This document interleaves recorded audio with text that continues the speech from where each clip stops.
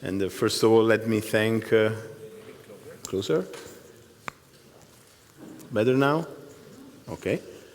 So first of all, let me thank Carmen and all the organizers for having me this wonderful meeting in this very nice city. So actually I'm a basic, let's say a translational scientist, so I have not many opportunities to meet patients. I work in the lab, so I'm always very happy to join this kind of meeting because these provide me with the opportunity to meet patients and are always very motivating experiences. Okay, so let's get started. So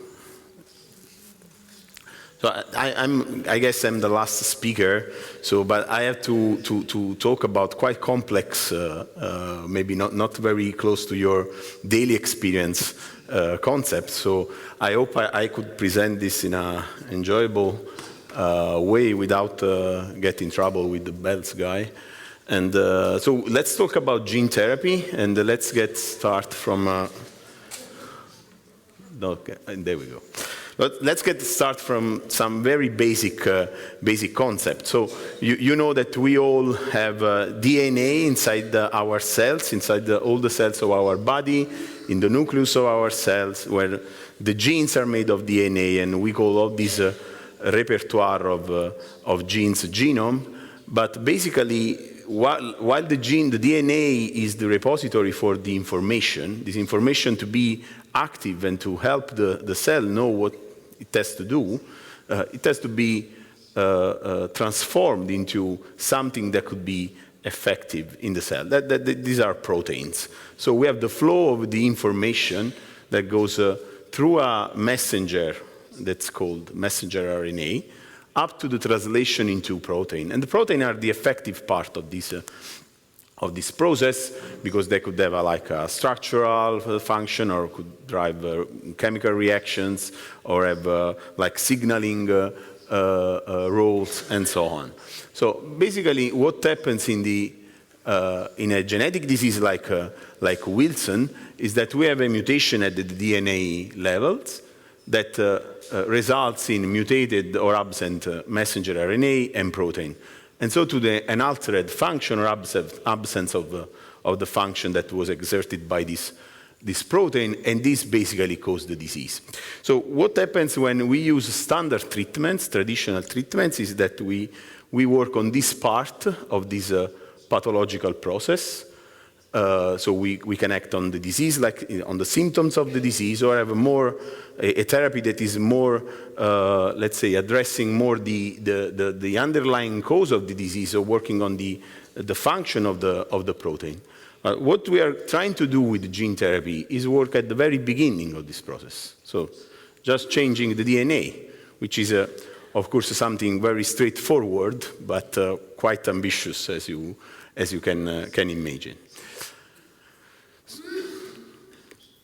So this is not quite a straightforward idea, and it's not a very new idea. So basically, people in the 70s were starting talking about gene therapy. This was, I guess, the first scientific paper where the term gene therapy was included, and it was in the 1972 about another kind of genetic diseases. So as gene therapists, we have a toolkit that is going to expand in during the last year, but basically there are two components of every kind of gene therapy.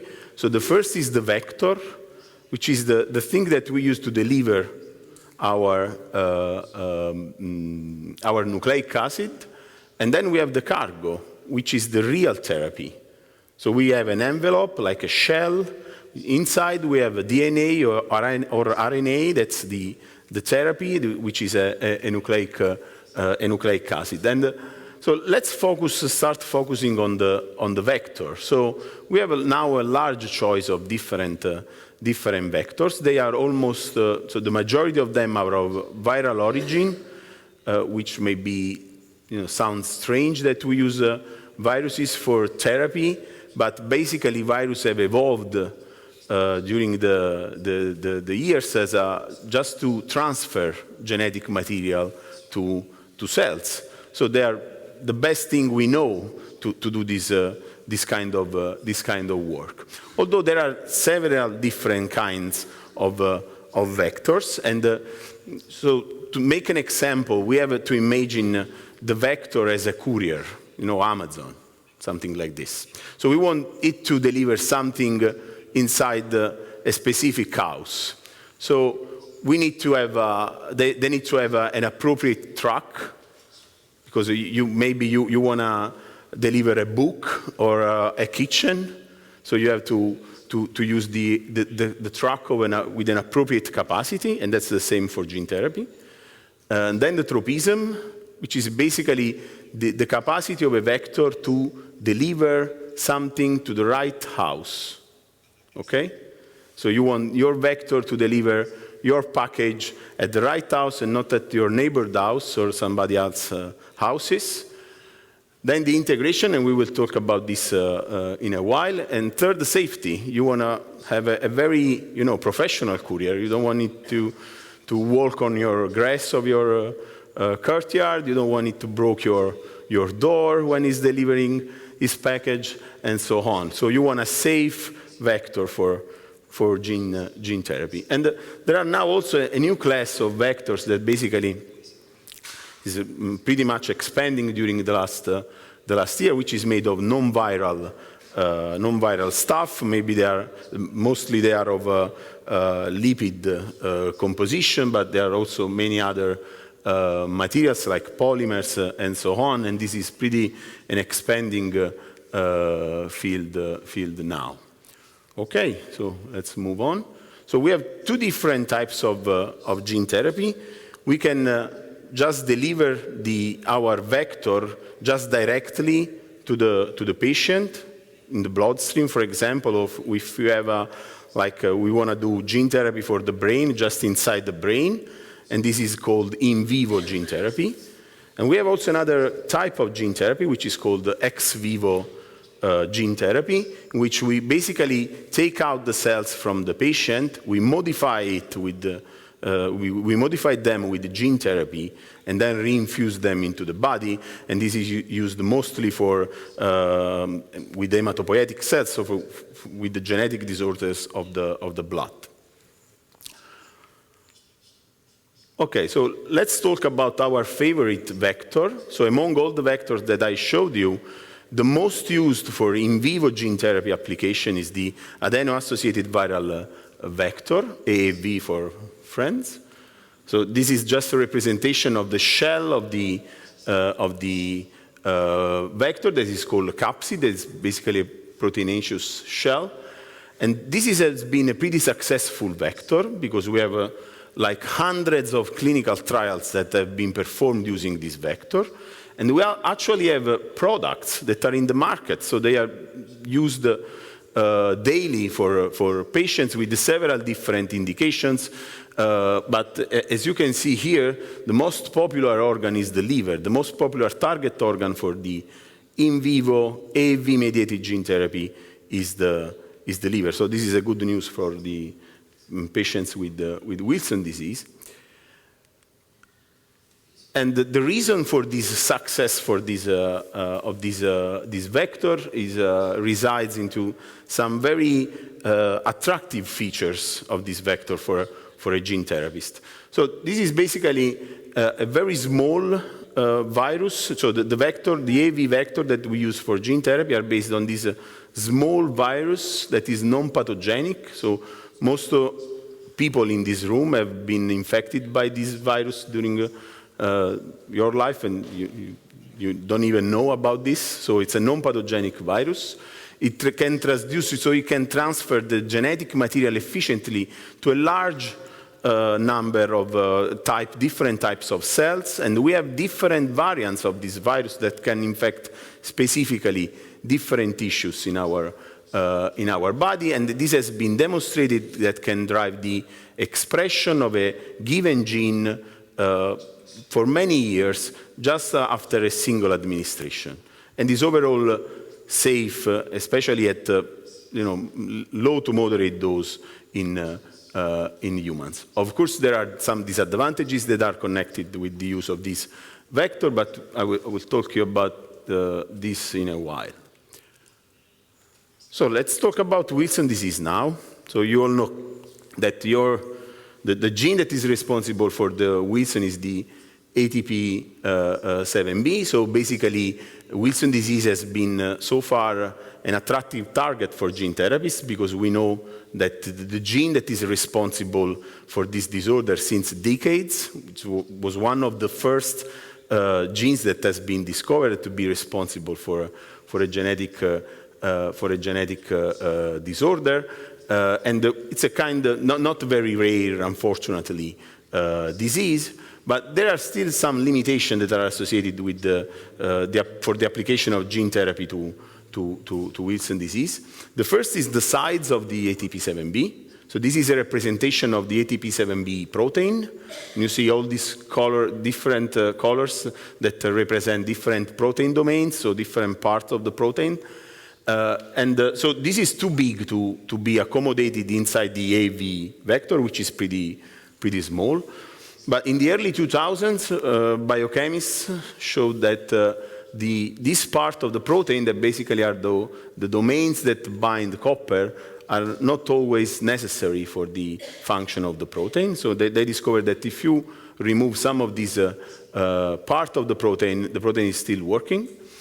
And so this paved the way for the studies that have been mainly performed by Gloria's lab in Pamplona that demonstrated in animal models that the delivery of this shortened protein with an AAV vector in the mouse is working. So mice were getting better.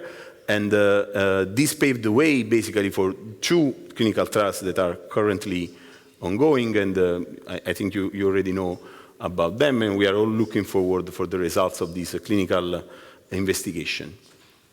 So the problem of the size is almost solved, but there are some more that we have to face, especially to try to expand the therapy to the most patients as possible. The first is the loss of therapeutic effect due to vector dilution. So this is one of the complex, let's say, concept that I will try to transfer. So when we use a standard AAV vector, so we basically add a gene to our cells.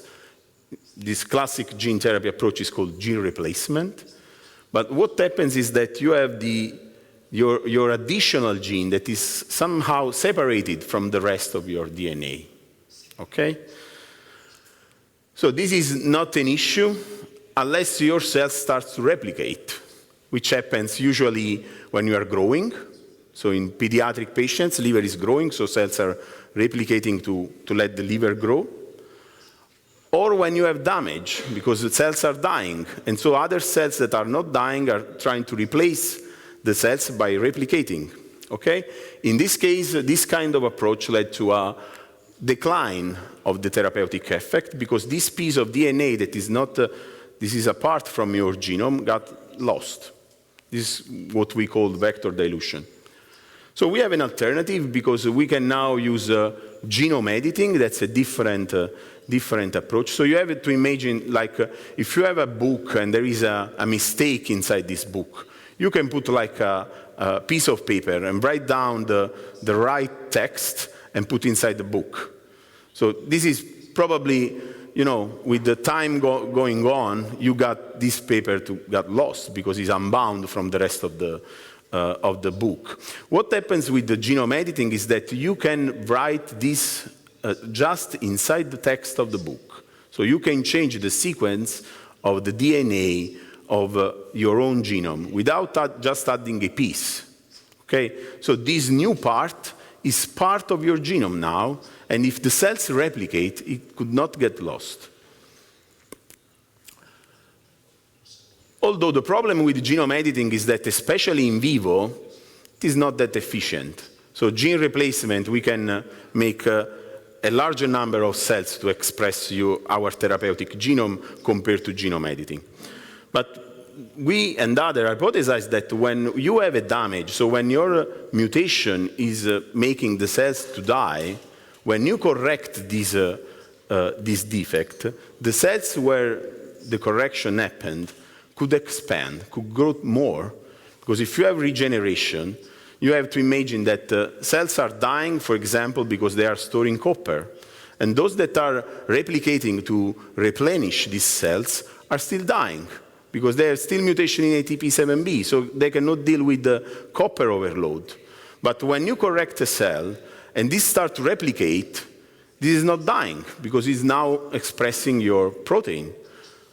And that's the hypothesis that we made for this approach, so I will not go into details on this. This is just one of the many ways in which you can perform genome editing. Now we have very sophisticated molecular machinery to make almost any kind of changes that we want in the genome. This was some years ago when we tried to integrate our mini ATP7B inside a specific region of the DNA, which is highly expressed in the liver, so we can get a high level of our therapeutic protein, and this was the albumin locus. And again, this process in particular is based on the recombination. So when you have very similar DNA sequences, they recombine, so they switch each other. And with this process, you can try to insert like external sequences inside the genome. And this was based on a spontaneous process. So we are just giving the cells with our DNA fragment. But again, we know that this is pretty inefficient. So in a normal liver, this happens just in 1% of the hepatocyte. And you can imagine that this is not sufficient to treat and to cure any kind of disease, because the rest of the 90% of the hepatocytes are still feeling bad. But again, we hypothesized that starting from this 1%, we could have a larger population of cells, because they hold this proliferative advantage, because they have been corrected and they could expand over time. And this is basically what happened. This is our mice at sacrifice. So you see here mice that have not been treated, and you see how devastated is the liver, so the morphology is completely altered, and this is a slice of the liver which expresses basically no ATP7B. So it's completely clean. But when we look at our treated animals, see the morphology is just smooth and regular, and when we look at the expression of the ATP7B, you see all this brownish area here. These are all cells that are expressing ATP7B. So this means that we reach here like 60%, around 60% of the liver to express the ATP7B. And this was starting from 1% of the cells. And this resulted in amelioration of the pathology at the liver level, and also restoration of the ceruloplasmin activity. And then we hypothesized that if we inject the animals early, these were injected as adult. So basically the liver has completed this growth, and so they are considered as adult mice respective to the liver growth. But we thought, okay, let's move earlier. And so we could also exploit the physiological growth of the liver to further expand our corrected cells. And this was what happened. So when we look at these mice that were injected earlier, we found up to 90% of repopulation of the liver. So you see that the brown area were all around the place here, and we also ameliorated significantly the copper metabolism. So let's move to the last part of my talk, and is about another challenge when you want to apply genome editing or gene therapy to Wilson disease. The issue is that most patients have their liver that is damaged. Now we are moving earlier and earlier with the diagnosis. We heard about newborn screening, so hopefully we can get patient diagnosed before they have any symptoms. But now we know that so a large portion of patients are diagnosed with their liver that is already having problems. And this is basically a problem for gene therapists. So I'll try to explain why using this iconic picture with my favorite football player. And so we have now a world-class gene therapy vector. That's the AAV that has to face several opponents toward the goal. That's the transfer of our therapeutic gene to the hepatocytes, to the cell of the liver. And these are basically, the first is the fibrosis, we call. So basically, there are scars in your liver. These are common to many chronic liver disease. You see all these red stuff here are basically proteins that are deposed outside the cells, and they can make a physical barrier between the bloodstream, where your virus, your gene therapy vector is, and the hepatocyte that they have to reach. The second is known as capillarization. So the cells in your liver that are lined, the vessels, the blood vessels in your liver are very special. So they are contains whole, because your liver is like the lab of the entire body, and it has also to detoxify all the components that are inside your body. So it has to need to have a very tight contact with your blood. And that's why usually in normal condition, the blood vessels in your liver are very permeable. But this is not true when you have a chronic liver disease like Wilson, because you see all these holes here in these cells. They just disappeared when you have chronic liver disease like Wilson.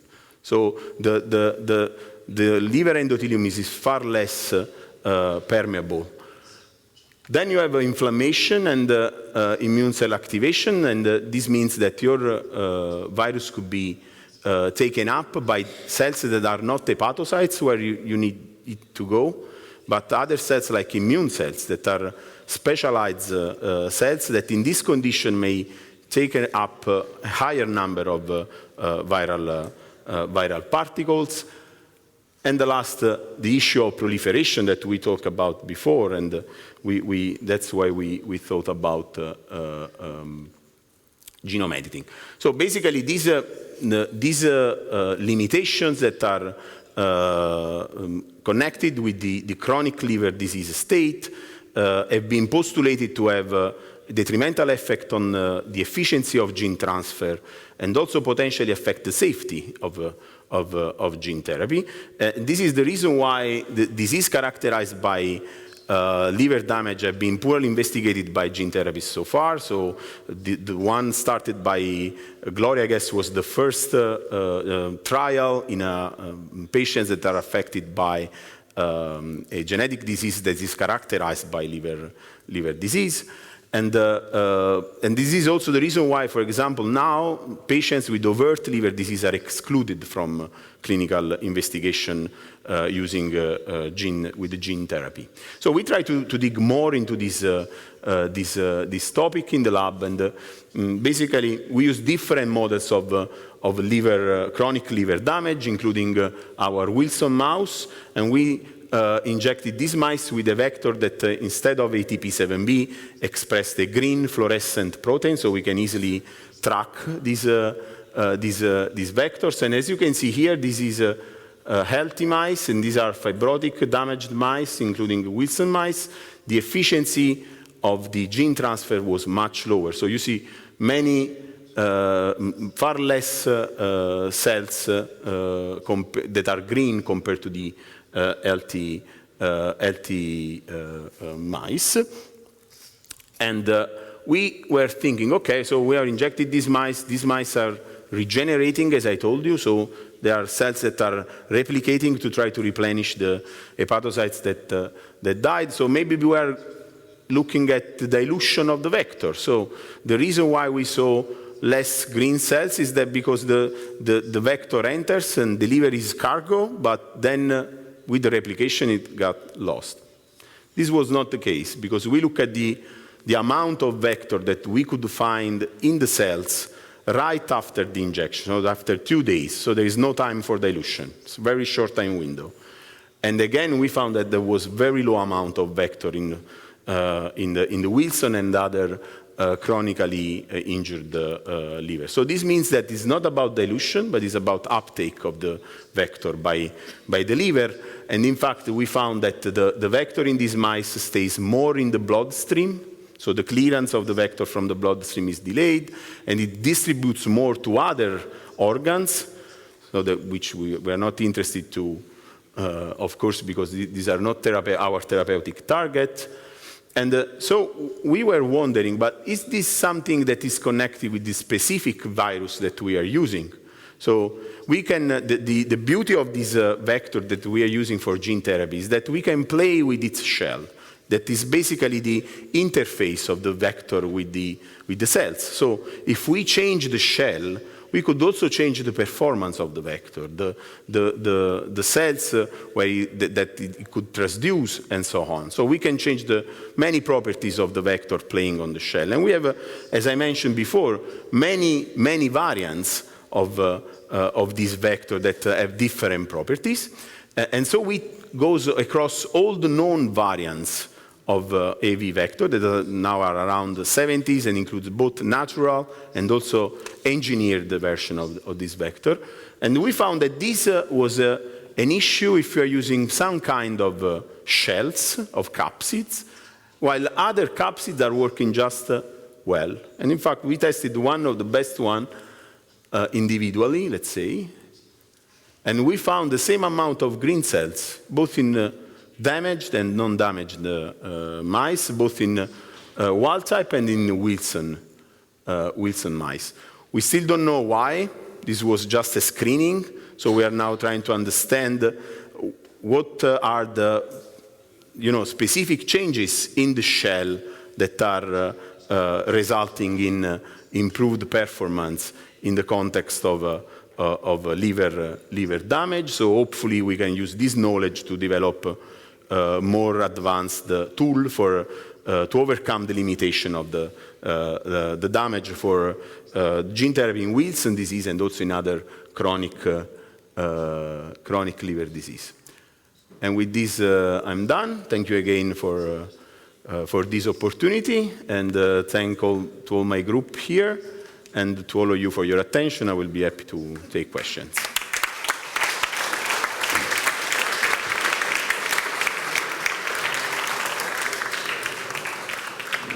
Thank you.